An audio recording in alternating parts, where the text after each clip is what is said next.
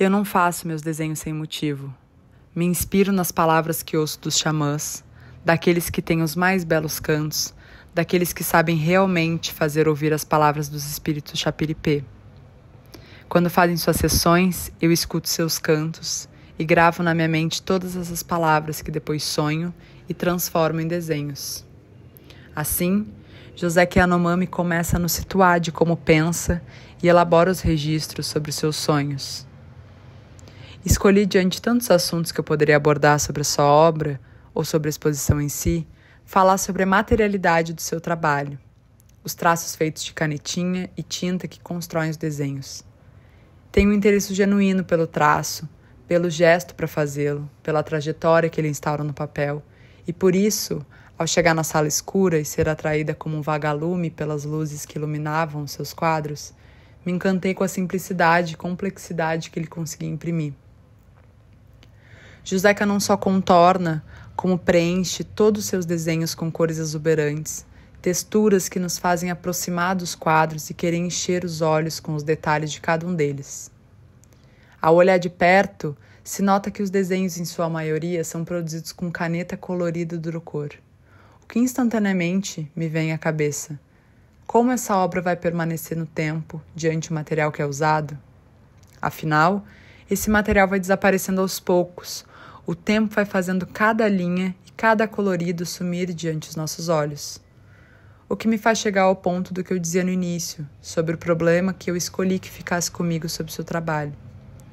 À primeira instância, pode-se pensar em talvez diante de uma visão antropocêntrica de que o uso desses materiais é por conta do difícil acesso ou falta de recursos para tal atividade naquele contexto.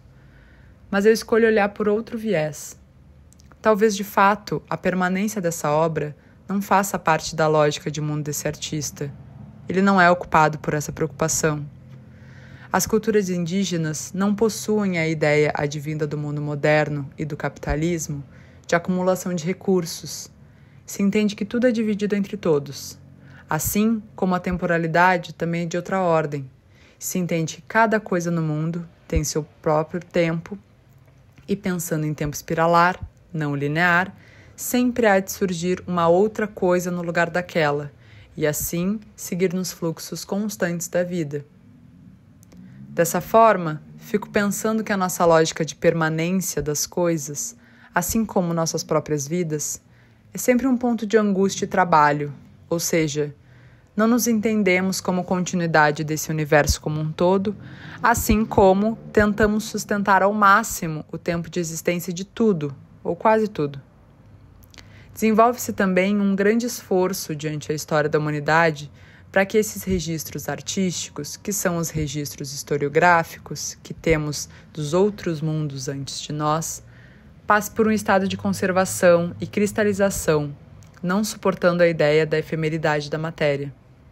É compreensível que se queira a preservação de um momento histórico para se preencher a linha do tempo do mundo ocidental, mas isso não abre espaço para a transmissão dos conhecimentos ou registrar os acontecimentos de outras formas, como, por exemplo, a partir da oralidade, das histórias, cantos, danças e, por que não, dos desenhos.